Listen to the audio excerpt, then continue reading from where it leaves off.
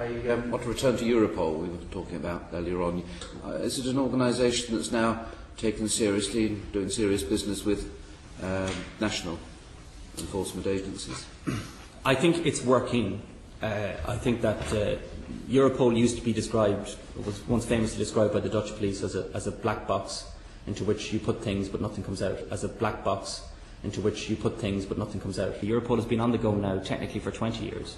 Although only really in the past 5 years has it really made a play to be taken seriously by the other police forces. So there's a hunger out there, despite hiccups and problems with leaderships and a tragedy with the death of their director.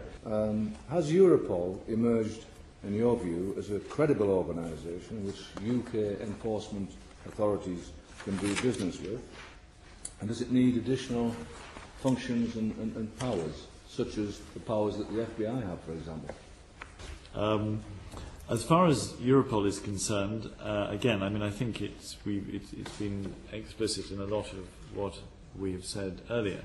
We do believe it has a vital role to play in combating serious and organised crime globally. I do believe that it is increasingly fit for purpose.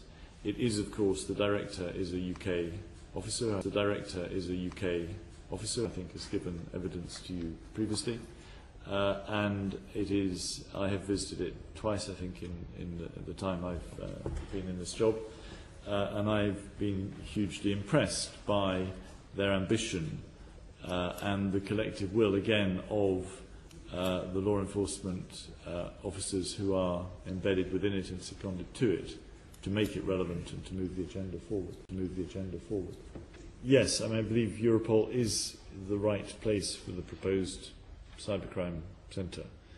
Their core business is to provide support to the competent authorities in the member states in their fight against crime and terrorism.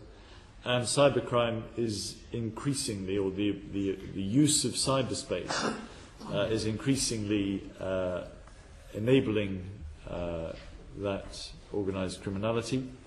And indeed, it's an explicitly mandated area for Europol to get involved in. So, to me, it makes no sense to set up a completely separate structure. Let's put it there, let's build on it, let's integrate it. Europol has already established a number of cooperation agreements with third countries that further strengthen our ability to fight international organised crime. These agreements, strategic agreements, are with, for example, Russia, with Turkey.